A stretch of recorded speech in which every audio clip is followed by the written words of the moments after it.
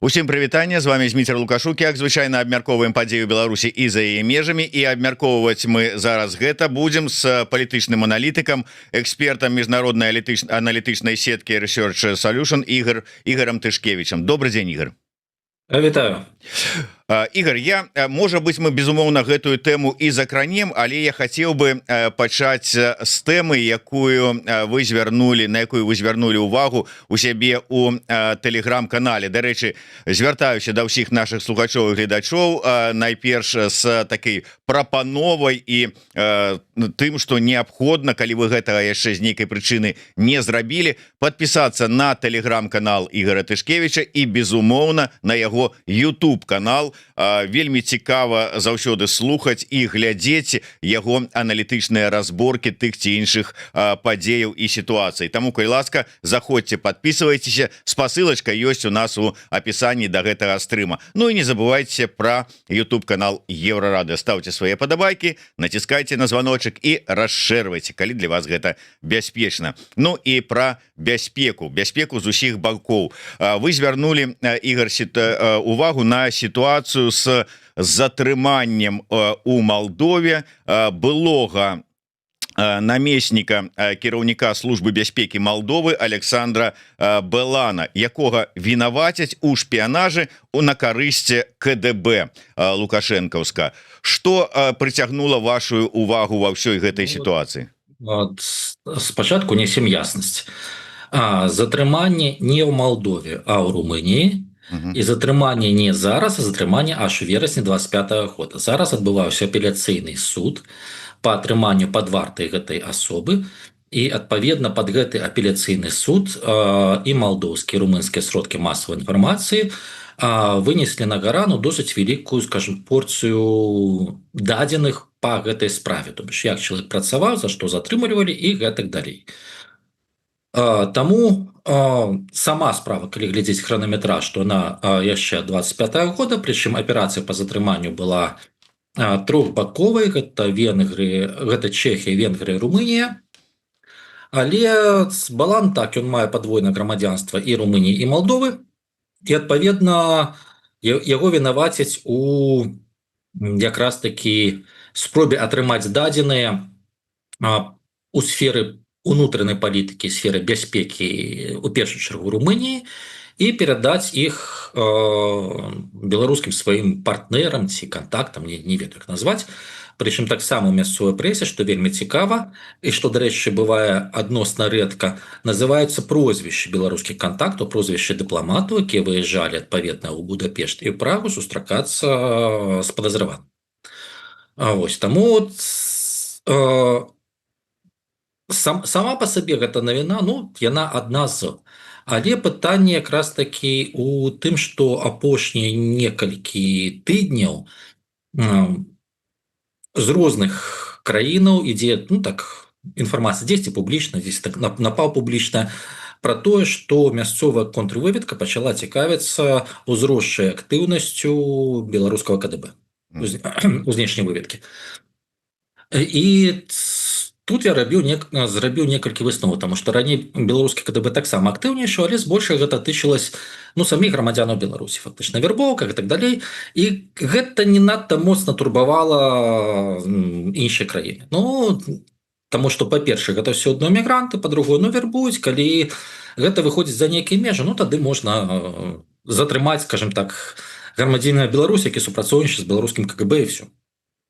Дзесьці з гады з паўтары таму канцэпцыя памянялась. Прычым раней так званыя штатныя супрацоўнікі, таму што ў кожнай амбасадзе гэта звычайна ёсць штатны супрацоўнік, які звязаны з камітэтам дзяржаўнай бяспекі, альбо з'яўляецца афіцэрам, працу пад прыкрыццём альбо там дыпламата якогосьці з сакратароў, альбо ў консульскай службе. Гэта традыцыйная практыка практычна для ўсіх краін.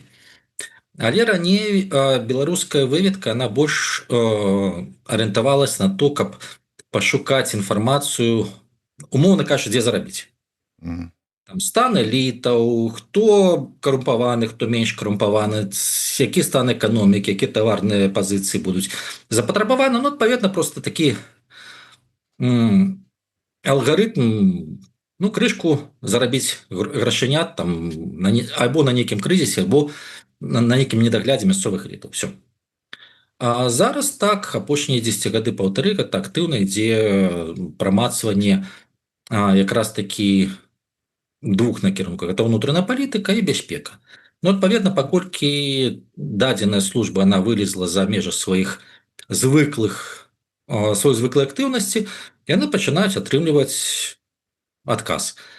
Паколькі доўгага і паспяховага досведу працы пад прыкрыццём у такім фармаце, каб рэзка пашыраць сетку, няма, ну, адпаведна, да.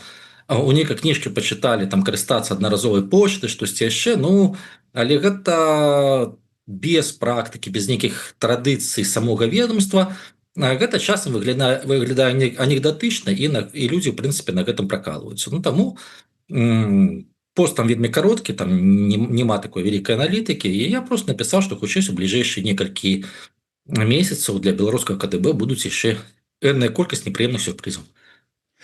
Ну, тым не менш, пра сюрпрызы, да, цікава, там у самым канцы асабліва мяне, вы паколькі не раскрылі гэтую тэму, мы да яе не раскрыеце. Добра, тады звяртацца не будзем, звернемся да, просто заклікаем усіх пачытаць арыгінальны тэкст на тэлеграм-канале Ігоря Тышкевіча. І так я могу просто паўтарыць, што адзін з сюрпрызаў, які цалкам можа быць, але гэта будзе палітычнае рашэнне, гэта сюрпрыз датычна кантактнай сеткі беларускага КДБ у адной ці некалькіх афрыканскіх краінах, прычым прылеціць не з захаду. Вось і все. Гэта все, што могу сказаць. Вы звярнулі ўвагу на то бок узросшы узровень уплыва Івана Церцеля, кіраўніка беларускага КДБ. Ну і ўвогуле разважалі трошачку пра ўзлёты спачатку там Муса 20-го года, потым вот пра падзенне, зараз пашырэнне магчымасцяў і ўплываў таго ж самага КДБ, і звяртаецеся пра тое, што можна пра амерыканскі трэк, то бок як гэтая ўся сітуацыя звязана, уплывае, увогуле мае дачыненне да амерыканскага перамоўнага трэку. Можна вот тут вот больш падрабязна, ўсё ж таки, што маецца на ўвазе? Тут некалькі працэсаў, які адразу. Першы працэс – гэта выключна ўнутры беларускім, звязаны з паталагічным страхам перад змовай самога Лукашэнкі. І тут можна адматаць яшчэ гісторыю, калі не памыляюсь, першыя войны сілавікоў пачались, па-моему, в 97-м годзе. У Беларусі гэта такія сінусоіды, калі адно ведомства рэзка ўзмацняецца. Вось, раней гэта была пракуратура, КДБ, міліцыя, пасля пракуратура слідком КДБ, міліцыя. І адпаведна перыядычна, у залежнасці ад таго, адкуль дзьме вецер, пад пасадку ідуць афіцэры адной з гэтых структураў. Фактычна падтрымліваецца такая ўнутраная ці то канкурэнцыя, ці то важнейшая. І гэтыя людзі найбольш такія амбітныя, магчыма, альбо калі ведомства стае больш уплывовым, пэўная колькасць кіраўнікоў зачышчаецца. Ну, гэта ў Беларусі было не раз. Тут дастаткова паглядзець, скажем так, адматаць гісторыю. Пасля 20-го года атрымалось, што Лукашенко казаўся вінным, калі можна так сказаць, зберажэннем улады, першую чаргу структуры Міністэрства ўнутраных спраў. І сістэма МУС, она фактычна пасля 20-го году занялась двойкай Лукашэнкі. Ну, з пункту гледжання бюджэту, уплываў і так далей. Але тут маем першы працэс, гэта те ж самыя сінусоіды ўплыву ў Беларусі, што рана ці позна гэта мусіла скончыцца. А другое, гэта стан аўтакратычных сістэм. Ні адзін, скажем так, уладар-аўтакрат, ён не любіць быць камусьці вінным. Ён не любіць пакідаць пры пасадзе таго, які можа ўзгадаць, што а калісьці я там ці то казаў паслугу, ці то себе выратаваў.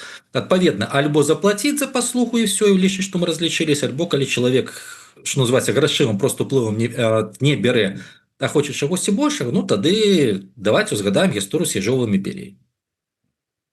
Можна яшчэ паўзгадваць больш свежыя гісторыі афрыканскіх аўтакратычных рэжымаў, ну там яшчэ болей.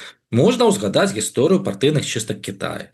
Можна ўзгадаць гісторыю, скажем так, чыста клік-Ван Ю в Сінгапуре. Можна згадаць гісторыю чыстак у правящых рэжымах Інданезіі.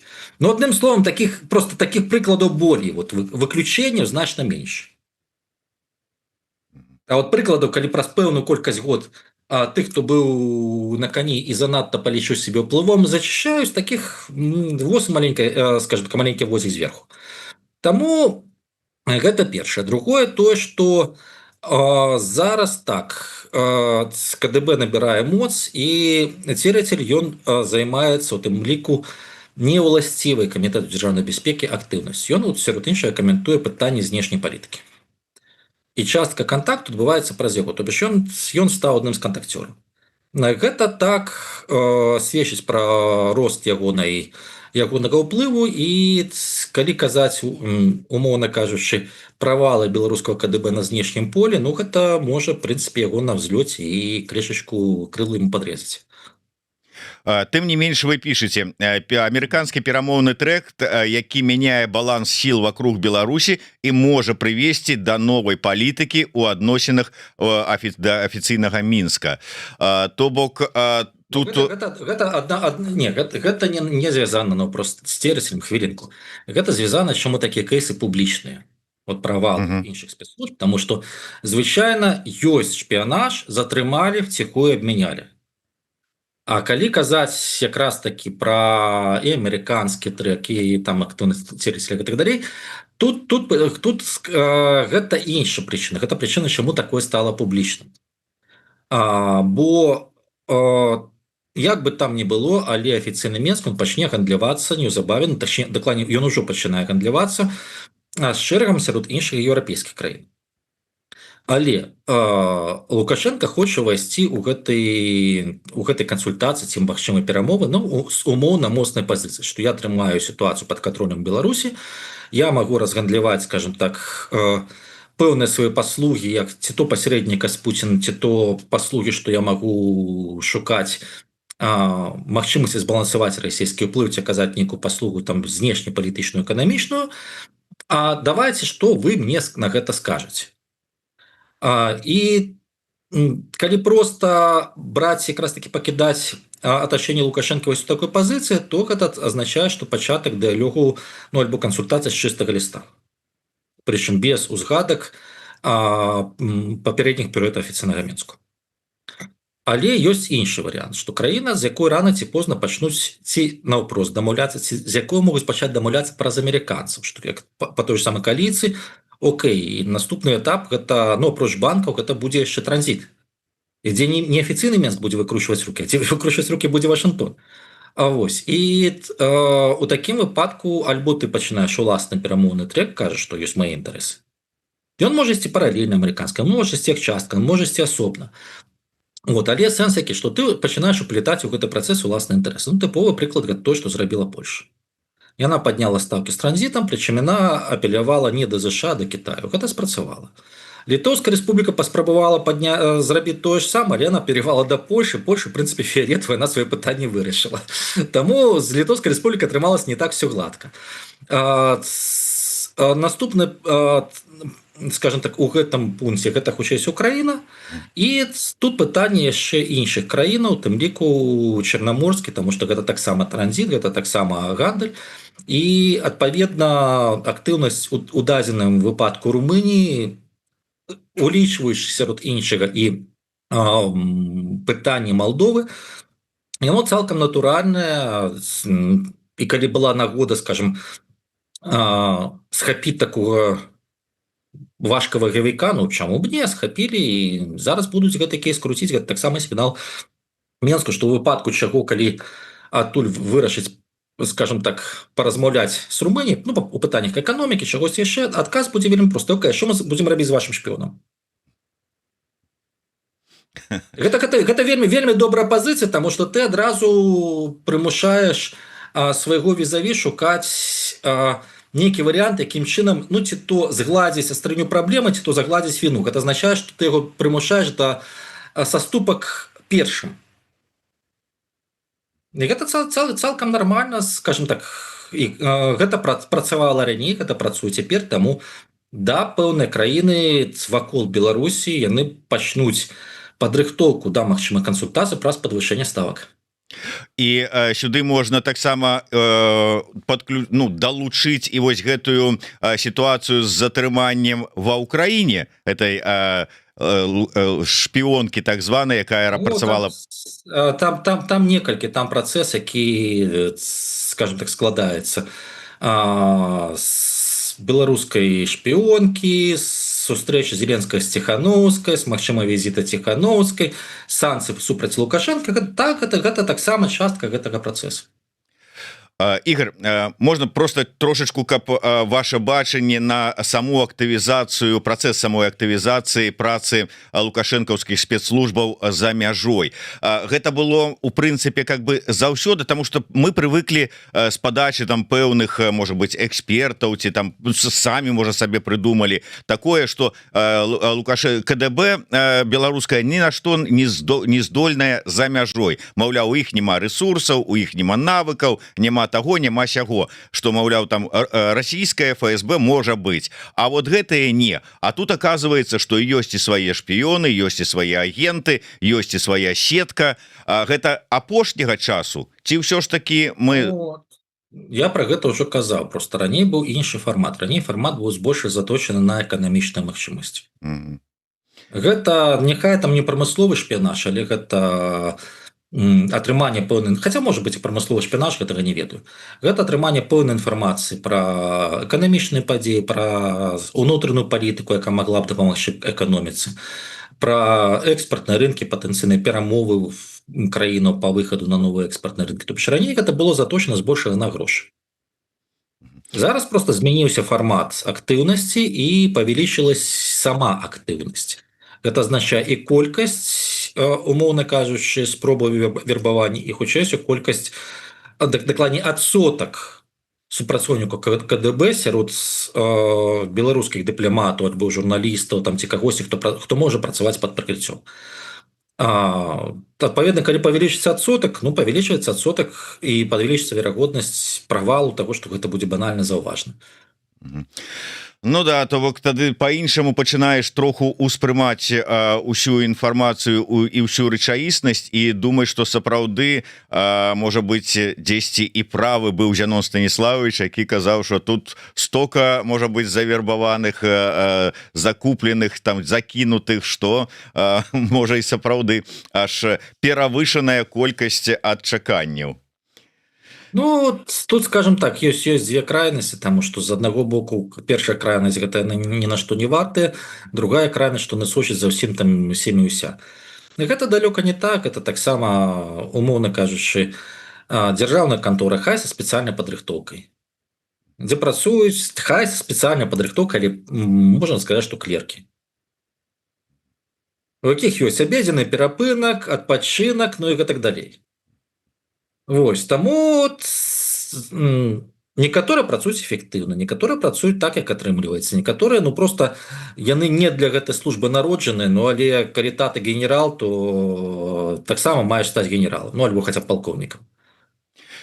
Ігор, я хацеў бы звярнуцца яшчэ да аднаго вашага свежага сённяшняга допіса ў тэлеграм-канале. Ён такі іранічны, але сітуацыя насамрэч можа скласціся не вельмі смешная, таму што сапраўды чакаем чарговага візіта там ці чарговага этапа перамоваў паміж Мінскам і Вашынгтонам, прыезда Коула, там, магчыма, у Мінск, вызваленне вялікай колькасці палітвязняў, можа быць, больше у некалькі разоў, чым ось тая папярэдняя, якая была таксама з удзелам Коула, там было вызвалена больш за 100 чалавек. І тут вы пішаце пра тое, што прапагандысты могуць падкласці свінню да гэтага візіта. Падкладаюць свінню. Ёсць, паглядзеў, скажем так, тэлеграм, гляджу, што частка беларускіх прапагандыстаў пачынае выкарыстоўваць словазлучэнне кааліцыі Эпштейна, кажучы пра кааліцыю, якая атакуе Іран. Фактычна, пра краіны агрэсары супраць Ірану, пра ЗША і Ізраіль. Окей. Добра. Становіцца цікава, няўжо яны такія разумныя самі ўсё выдумалі? Прычым фармальны рэсурс беларускі, але вельмі часта транслюе і расійскія наратывы альбо фактычна расійскія, назовем так, вызначэнні. Ну, думаю, самому ж цікава стала.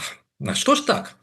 Залажу, гляджу, адкуль з'явіўся гэты, скажем так, гэта словазлучэнне з'явілось адносна недавно, аж 2 сакавіка.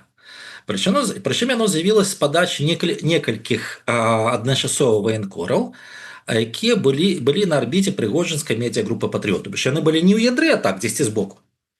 Вот, гэта тыя, для якіх все недостаточно рускія. Вот, і нават русский президент может быть таксама недостаточно русским и западным агентом. Ну, одним словом, такі веселый товарищ. Вось, імперцы там вот, всех, коли они не станут русскими, всех расстрелять, это было в концлагеря, но одним словом, специфичная такая группка. Вось, и тут гляжу, что яны пачалі гэта спрабавалі там парочку афіліяваных с незагарем каналаў, скажем так, запустить, але хутчэй всё атрымалі па шапке вельмі хутка до свайго начальства. Яны гэта свернули. Але застаўся один, скажем так, ресурс, які просто тупо як бульдозер. Гэта лезе. Ну, ресурс натуральна беларускі. Вось. І гэта ўсё накладаецца на публікацыю чарговых сведчанняў у Штатах, там адной жанчыны, якая готова даць сведчанне супраць Трампа, што кшталту, калі яна была дзяўчынка, і там завезлі ці то Нью-Йорк, ці то Нью-Джерсі да Трампа. Вось, там Белый дом таксама в стойке, яны кажуць, што гэта жанчына, яна з крымінальным мінулым, псіхічна хвора, ну, адным словом, традыцыйна для Штатов і для гэтай справы разборкі. Вось, натуральна, што для Трампа гэта тэма, ну, як бы сказаць, балючая і калючая. Вызначэнне коаліцыі Эпштейна з пункту гледжання расійскага ўнутранага поля, яно цалкам нармальнае, потому што оно дазваляе любую краіну, якая далучыцца да США, Ізраіля, адразу кіраўніцтва гэтай краіны записываць, скажем так, у вычварэнцаў, у парушальнікаў цноты і, скажем так, дабротаў і людзей, і грамадства ў агуле. Таму пазіцыя зручная. Для Беларусі вельмі цікава, таму што Лукашенко круціцца як вужака на патэльні, спрабуючы не называць США Злучанымі Штатамі Амерыкі ў справе Ірана і пры гэтым фармальна выступаючы з абурэннем агрэсіі супраць Ірана. Але перад любым міжнародным візітам падчас любых перамоваў ёсць такая штука, як брыфаванне удзельнікаў. Гэта значыць, робіцца зрэз у тым ліку па сродках масавай інфармацыі, там па ключавых спікерах, па паломах, хто што сказаў наконт такой-то тэмы. Гэта апроч таго, што гатуюць па удзельніках саміх перамоў, саміх кансультацый. І вот цяпер давайте сядзем на месца амерыканскай дэлегацыі. Допустим, что реально готовится там визит у Минска и так далее. Им приносит бриф, что одни из ключевых белорусских пропагандистов начинает раскручивать тезу коалиции Эпштейна. Ну вот the fuck. Вот. После такого натурально, скажем так, что перамовы не зрываются, але дорослые дяди приедут, ну, крышку у іншым настрое. Вот, и домовляться Лукашенко будет цяжэй. При гэтым не то, что там американцы, ці некі там знешнія ворагі штосьці придумали. Не, уласныя, свае ж. Вось, таму у дадзеным выпадку гэта, ну, атрымаецца, да, вот расійска написал там, что российская примука заставь дурака Богу молиться, так он лоб расшибет. Ну, в дадзеным выпадку сам гэты ресурс, он себе лоба не расшибе. Расшибуць лоба іншаму, палітычнага лоба, ну, альбо дадуць крышку ніжэй. Вот, тому, ну, як бы сказать, ну, что тут сказать? Тут застаецца только усміхацца і чакаць наступнай серыі. Дарэчы, пра наступную серыю, што ўсё ж таки, як вам бачыцца, чаго чакаць ад гэтай наступнай серыі перамоваў, наколькі цікавасць да гэтых перамоваў з амерыканскага боку застаецца? Яна застаецца, таму што яшчэ раз, нягледзячы на вайну в Іране, на ўсё іншае, тэма бліжэйшая, хутчэй усё, гэта банкі і транзіт калія, таму што банкі яны патрэбны для нармальнай аплаты. Ось, для Менска ёсць некалькі балючых там уваходжанняў, таму што ты банкі, якія завязаны юрыдычна там на гандаль зброеных і так далей. Вот, таму хацелось бы. Плюс пытанне транзіту. В Украіне пакуль што замарозкі няма, адпаведна, Украіна адпадае, гэта пытанне Літоўскай рэспублікі. Магчыма, будзе пастаўлена тэма нафтапрадуктаў, улічваючы кошт нафты, і калі будуць здымацца санкцыі з расійскай нафты, то пытанне кошта нафтапрадуктаў. Тут, конечно, для Лукашэнкі гэта вельмі выгадна, гэта ў яго будзе моцная пазіцыя. Продаж калійных актываў, ну пакуль што я сумнеюся, што яны будуць гэта прадметна на дадзеным этапе абмяркоўваць, то бишь пакуль хутчэй калі будуць, то папярэднія этапы. Вось, і наступнае пытанне гэта тое, што Менску хацелось бы, супраць чаго штаты не выступаюць. Гэта фактычна зацягванне іх так званай рады міру у выпадку замарозкі вайны в Украіне ў якасці структуры, якая будзе займацца аднаўленнем Украіны. Для Лукашэнкі гэта джекпот. Потому что калі ён частка рады мира американской по американскому треку залазить в Украину, адпаведна, якая там адказана за 22 год. Вось. І дарэчы, гэта адна з прычынаў, чаму актывізавалась Украина. Каб не дапусціць вот такого простого сцэнарыя. Таму гэта тое, што будзе абмяркоўвацца, ну, з іншага боку, гэта пытанне магчымых аб'ёмаў зноў-такі калія, які патрэбны Сполучаным Штатам Амерыкі, але па выгадных для США коштах, і пытанне гандлю галавамі. Вось з гэтай нагоды пытання, ён, праўда, не раскрыў яго, што канкрэтна, можа быць, меў на ўвазе, тым не менш, Максім пытаецца, як вы ставіцеся да тэзісаў кааліцыі сваякоў палізняволеных і на заявы Калеснікавай? Бок, ну, не ведаю, можа быць, тут занадта неяк так не раскрытае. Давайте так, калі вы хочаце запытацца па тым, як я ставлюсь да нейкіх тэзісаў, кажыце, якія гэта тэзісы. Калі да заявы, кажыце, якія гэта заявы. Таму што я зарабляю на жыццё, скажем так, аналізам і прагнозам рэгіянальнай палітыкі. Я не фокусуюсь толькі на Беларусі, я не сижу на грантах, і, адпаведна, для мяне хто што сказаў з беларускіх дэмсілаў, ну, пры нагодзе я гэта магу дзесьці краю вока пабачыць, альбо калі капаю ты. Так, згодна. Хочаце у мяне запытацца, што я думаю наконт нейкіх тэзаў ці нейкай актыўнасці, кажыце проста.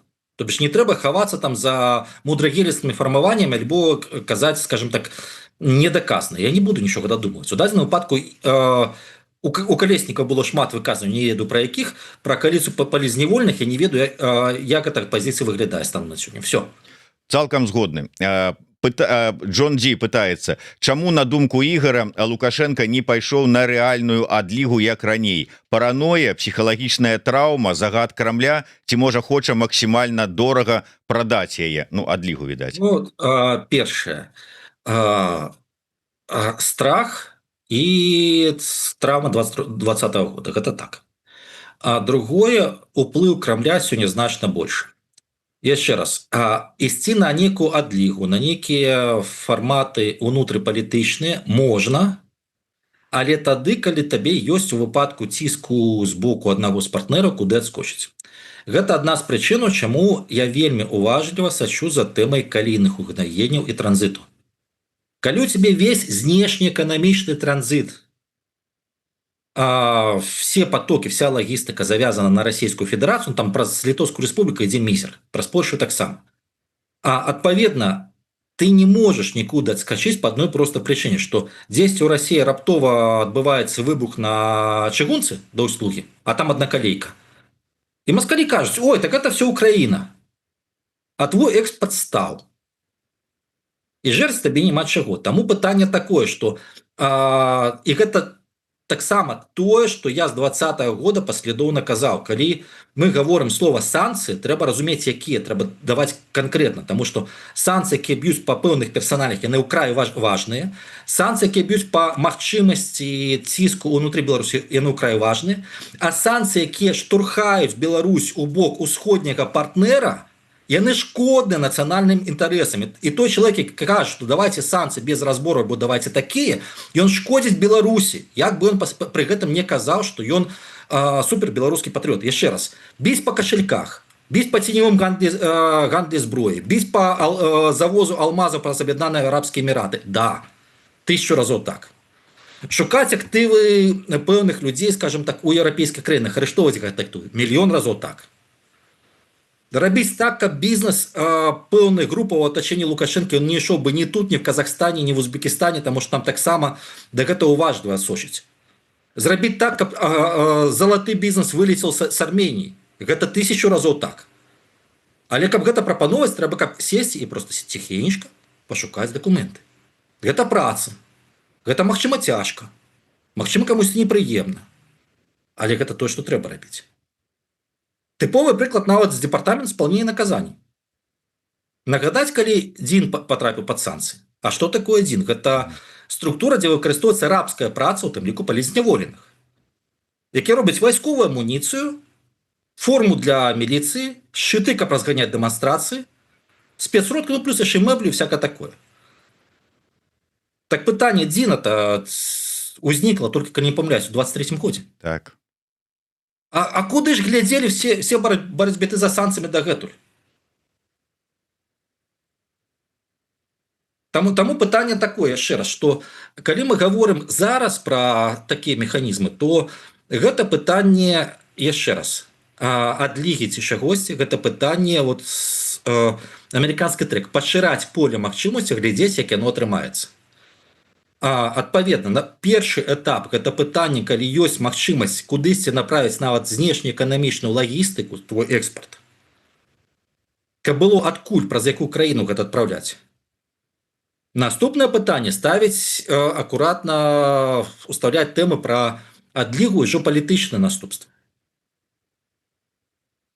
Бо без гэтага, калі ты у цябе цалкам завязаны на Расію, які адскок, людцы, вы што?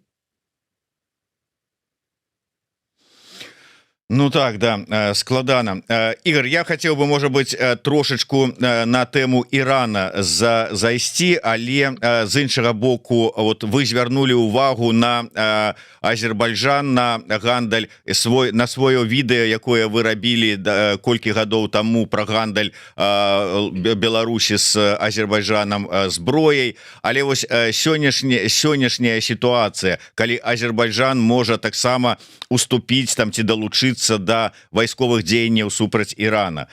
Як это можа увогуле паўплываць там на пашырэнне гэтага вайсковай аперацыі, гэтага канфлікта ваеннага далей шырэй на іншыя рэгіёны? Ну, па вялікім рахунку, для Турэччыны, Азербайджана гэта рызыкоўна, гэта магчыма, але рызыкоўна. Ось, таму што у дадзеным выпадку нават краіны, якія пад бомбардзіроўкамі іранскімі, яны, ну, апроч арабскіх эміратаў, яны досыць стрымана выступаюць што да пытання ўвахода ў канфлікт. Таму што першае, гэта сам факт агрэсіі, як бы там не было, але агрэсія была з боку Ізраіля і Злучаных Штатаў Амерыкі. Другое, гэта парушэнне старой сістэмы, калі інфраструктура, ну, альбо патрэба ў краінах, у першую чаргу, аравійскай паўвыспы, яна, патрэба Злучаных Штатаў у гэтых краінах, яна абменьвалась на безумоўную парасольку бяспекі. А зараз мы маем, што гэта парасон не працуе. Злучаныя Штаты спрабуюць абараніць свае базы. Калі прылетае кудысьці па аб'ектах на тэрыторыі гэтай краіны, кшталту, ну, у вас ёсць уласная армія, адбівайцеся. Адпаведна, старая сістэма, она разбураецца. І ў гэтым фармаце ўваходзіць у рэгіянальны канфлікт для гэтай дзяржавы гэта занадта дорага. Для Азербайджана і Турэччыны з аднаго боку так, ёсць азербайджанская меншасць, ну, як меншасць. Цяперашні прэзідэнт Ірана мае азербайджанскія карані. Хаманеі мае азербайджанскія карані, ён не азербайджанец цалкам, мае азербайджанскія карані. Адпаведна, цяперашні верховны прэзідэнт таксама мае азербайджанскія карані, як бы там не было. Ён не цалкам перс. Вось, таму гэта ўплывовая нацыянальная меншасць у Іране, але з аднаго боку ёсць пытанне ўплываў, а з другого боку ёсць пытанне ключавых праектаў, на якія завязаны Азербайджан і Турэччына, і ад якіх залежыць іх будучыня, і у якія завязаны Іран. Першы праект – гэта экспорт туркменскага газу праз тэрыторыю Ірану або своп-схемамі. Своп-схема – гэта азначае, што Туркменістан пастаўляе Ірану, Іран пастаўляе свой Азербайджану ці Турэччыне. Па сетке старых газаправодаў для того, каб Турэччына і Азербайджан прадавалі свой газ у Еўрапейскі Саюз. Гэтай схеме ўжо 3 гады як, і на наступны год, дакладней на гэты год, была запланавана рэканструкцыя газаправодаў, што істотна павялічыла прапускную здольнасць. Паўднёвая ветка пояса і шляху. Кітайска, турэцка, туды ж Азербайджан, Арменія. Іранская і сёння і армянская ініцыятыва, скажем так, калідору Цэнтральная Азія, Іран, Каспій, Чорнае море. Пытанне індыйскіх інтарэсаў. Таму у выпадку вайны вот все гэтыя праграмы яны фактычна ставяцца на паўзу. І ты атрымліваеш умоўна сваё ДНР, то бишь тэрыторыю, якую ты захапіў, якую на пачатковым этапе мала хто вызнае, і ты думаеш, якім чынам з гэтай тэрыторыі даваць раду. Пры гэтым азербайджанцы не жывуць уздоўж усяго узбярэжжа Каспія. І калі ты захопліваеш свой так званы ДНР, другая частка, якую ты не захапіў, населеная персамі, яна абараняецца Іранам, і адпаведна зноў-такі все лагістычныя праекты наставяцца на паўзу. І гэта не надта ў інтарэсах Турэччыны і Азербайджана, таму пагражаць яны будуць. Магчыма, некая абмежавана наземная аперацыя, як у Турэччыны было супраць іракскіх курдаў там пару год таму. Але фармаваць зону сваёй прысутнасці, як, напрыклад, Турэччына зрабіла в Сірыі, я ўкрай сумнеюся. Такое будзе магчыма хіба толькі пры развале цэнтральнай улады ў самім Іране. То бишь, калі сама дзяржава ператвараецца на failed state і пачынае распаўзацца як ласкутная ковдра, тады так, для стабілізацыі сваіх межаў яны цалкам могуць пайсці на акупацыю часткі тэрыторыі, а проста на пустым месцы. Вельмі сумнеюся. Коротко, можа быть, калі атрымаецца коротко, Кітай усё ж таки вызначыўся ва ўсёй гэтай сітуацыі, як ён можа скарыстацца, уцягнуцца, ці там увогуле якую пазіцыю зойме? Кітай працягвае гандляваць з Іранам, для яго галоўна не ўцягвацца ў гэту вайну, у менавіта гэта супрацьстаянне, тому што Кітай стан на сёння ваяваць не гатовы, адпаведна для гэта, скажем так, лішнія выдаткі. Плюс калі зараз і ёсць інфармацыя, што танкера пад кітайскім сцягам праходзіць каля берагу Ірана, у тым ліку праз Ормузскую пратоку, то гэта вельмі цікавая сітуацыя. Тады атрымліваецца, што Пекін спрабуе за кошт мяккай сілы свайго палітычнага ўплыву забяспечыць сваё дамінаванне, таму што тады, вайна сканчваецца, і глядзім пазіцыю краінаў рэгіёну. Яны маглі гандляваць нафтай і газам толькі тады, калі іх танкеры мянялі у сваіх, скажем так, спадарожнікавых сістэмах адсочвання паведамленне пра належнасць танкера на кітайскай, альбо то, што там кітайскі экіпаж. Гэта азначае, палітычную парасон бяспекі Кітай надае для знешняга гандлю. І гэтыя краіны атрымаюцца забавязаны Кітаю тым, што частка іх экспарта шла. А якая роля Злучаных Штатаў Амерыкі? Злучаныя Штаты Амерыкі пачалі вайну, у выніку якой да іх прылецела. Іншае пазіцыянаванне да знешніх цэнтраў. Пры гэтым так, для Кітаю крайне бяспечна ўлазіць у гэта напоўніцу менавіта з пункту гледжання надання там боепрыпасаў, усяго іншага. Але калі ЗША пачнуць менавіта фармат акупацыі і пачнуць ламаць сітуацыю праз калена, я не выключаю, што гэта будзе, але не наўпрост, а праз Пакістан. Пакістан ўваходзіць в топ-3 пакупнікоў кітайскай зброі. І там будзе праз проксі сілу. Пакістан прадае, умоўна кажучы, Ірану, а Кітай прадае Пакістану. То бок, да, напружанасць застаецца і гандлююць па-ранейшаму. Лукашенко хоць зможа зарабіць на этой сітуацыі? Калі ён зараз прадаст тэму калійкі, прадаст тэму нафтапрадуктаў, ён зарабіць зможа. Тактычна. Я не кажу там стратэгічна, але зрубіць крышку грашынят он зможа. Наконт зброі, з Азербайджанам, хутчэй за ўсё, будзе яшчэ парачку кантрактаў. Прычым вельмі цікавых, магчыма, Азербайджан дапаможа выйсці на трэці краіны рэгіёну. Пры гэтым тут вельмі цікава, што тут якраз таки не Беларусь, а менавіта Лукашенко. Таму што я хочу нагадаць, што калі вы узгадывалі пра відэо, называлася, калі не памыляюсь, там беларуская зброя у азербайджанскай арміі, штось такое. Але сэнс у тым, што там напрыканцы таго роліка прыводзіў яшчэ статыстыку знешняга гандлю Рэспубліка Беларусь і Азербайджан. Калі ацаніць аб'ём пастаўленай зброі, гэта мінімум 2,5 мільярда. Гэта калі лічыць, умоўна кажучы, унутрыбеларускія кошты. А ўвесь беларускі экспарт тавараў і паслугаў за гэты час у Азербайджан быў каля 700 мільёнаў. Мгм. Адпаведна, окей, а дзе рэшта грошай? Праз якія юрысдыкцыі, у якой валюце, альбо ў якіх злітках гэта было завезена і куды? Гэта вяртаючись да тэмы санкцый, калі хочаце. Таму што вот такія тэмы, яны вельмі балючыя. Мгм. Гэта ты хапаеш за гарлянку адразу. Ну, а зараз можна злавіць, калі будзе перавозіць свой сундук з якога-нибудь умоўнага Катара ці Арабскіх Эміратаў куды-небудзь. Ну, зараз аман. Ну, саман.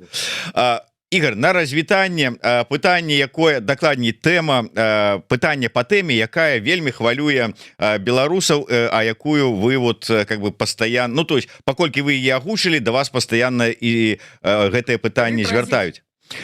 Вы не раз казалі, што лічыце гэты тэрмін Лукашэнкі апошнім, але ўявім, што к 30-му году вайна ва ўкраіне не скончыцца. Ён тады ўсё роўна пойдзе на транзіт. Яму будзе значна цяжэй пайсці на транзіт, таму што я таксама казаў, што вайна Расіі супраць Украіны падарыла Лукашэнку прынамсі 2 гады. Вот калі можна заціснутымі гайкамі трымаць і прадаваць, што альбо я, альбо вайна будзе ў вас. Як не парадаксальна, але з зацягваннем вайны, вот калі астрыня праблемы здымаецца, гэтая тэма, она паціхеньку сыходзіць. То бишь гэтая тэза з кожным месяцам прадаецца ўсё горш і горш. Таму бясконца эксплуатаваць немагчыма. Але калі будзе вайна ў цяперашняй фазе, у цяперашняй вастрыні, то транзіт магчымы. Калі вайна будзе пераўтварацца в рэгіянальную, фактычна з залучэннем некалькіх краінаў, тады з аднаго боку будзе ціск на транзіт, з другого боку пытанне, як, таму што шмат што залежыць менавіта ад самога атачэння Лукашэнкі. Тады ёсць некалькі сцэнарыяў. Калі, умоўна кажучы, Беларусь сцягваецца ў гэтую вайну, але атачэнне не надта гэтаму давольна, мы маем кейс Венесуэлы. Тады жорсткі варыянт транзіту, альбо просто, скажем так, у ліпені стал на лыжы, стукнуўся об асфальт. Бывае такое. Вось. Калі петляе і эліты затое, тады пытанне можа быць мяккі транзіт, скажем так, зноў-такі пад пашырэнне поля для манеру. Але калі навокал адпаўзаць няма куды, ну гэта хіба што адзіны варыянт, калі у яго ёсць шансы, скажем так, адкласці гэты транзіт, але яшчэ раз унутраную напругу сістэмы гэта не здымае. І гэта таксама сканчваецца праблемамі са здароўем у аднаго асобна ўзятага беларуса, часцей за ўсё. Не будзе ніякага транзіту, перакананы частка наших гледачоў, а мне спадабаўся тэзіс пра венесуэльскі варыянт, які заўсёды можа быць, але ці можа быць ужыты ў дадзеным выпадку. Венесуэльскі мае на ўвазе просто здрада бліжэйшага атачэння. Гэта не азначае, што амерыканскія верталёты прилетаюць. Гэта азначае змены праз тое, што бліжэйшае атачэнне лічыць, што Акела прамахнуўся. Таму што Венесуэле, ну, калі глядзець реально вот то, што пісаў па Венесуэле, казаў пра 4 ключавых выканаўца, гэта мужа і жонку Родригесов, вось, і двух кіраўнікоў, можна кажучи, адного фармальнага сіловых структур, адного кіраўніка спецслужб. Вы, як аказала, што, в прынцыпе, згулялі Родригес. Гэта палова палітычнай сістэмы Мадуры, яны згулялі, яны казались в плюсах, все нормально. Калі мы берем Іран, дакладнасць удараў, перыядычнасць удараў, вынішчэнне вышэйшае кіраўніцтва, гэта пытанне не толькі было камандуючага корпуса вартавых ісламскай рэвалюцыі. Гэта пытанне цэлай групы высокіх чыноўнікаў і цывільных, і вайсковых унутры сістэмы, таму што мітынгоўцы на вуліцы, яны не могуць табе сказаць, калі сабраліся на нараду, допустим, там палітычнае кіраўніцтва Басіджы ці кагось яшчэ. Ну, не могуць яны мець такую інфармацыю. А вот калі чалавек, які арганізуе гэту нараду, ён гэта можа сказаць. І месца, і час, і хто там будзе. І вот колькасць інфарматараў на гэтым узроўні у ЗША і Ізраіля, хутчэй усё, вельмі вялікая. І Беларусь тут не выключэнне. Гэта ізноў-такі традыцыі кожнай з такіх сістэмаў, дзе ёсць спроба адбудаваць абсалютную персаналісцкую ўладу, калі твоё атачэнне сутыкаецца не з праблемамі для сябе, а з тым, што оно упускае магчымасці зарабіць альбо ўзмацніцца, так званая упушчаная выгада. Вот калі гэтая выгада набіраецца вельмі шмат, з'яўляецца крыўда на пустым месцы. І вось у большасці персаналісцкіх такіх рэжымаў рана ці позна гэта крыўда, яна знаходзіць выхад праз кейс, падобны на кейс Венесуэлы. Калі бліжэйшае атачэнне, вот сёння клянецца табе ў вернасці, твой партрэт носіць на кашульке, на спіне, скажем так, свае камізэлькі, робіць татуху себе на лобе, што там, не ведаю, любимого не продают, этот хлоп. І прадаў. Не прадаў, а зрабіў паслугу дзяржаве. Точно, да. А за гэта атрымаў кампенсацыю. Як сапраўдны патрыёт. Дзякуй вялікі. На жаль, трэба развітвацца. Заўсёды вельмі прыемна размаўляць з палітычным аглядальнікам, аналітыкам Ігорам Тышкевічам. Яшчэ раз подписывайтеся на яго YouTube канал і на яго Telegram канал і іншыя соцсеткі. Ну і не забывайце пра Еўрарадыё. Да сустрэчы. Дзякуй яшчэ раз, Ігор. Жыве Беларусі. Слава Украіне. Героям слава.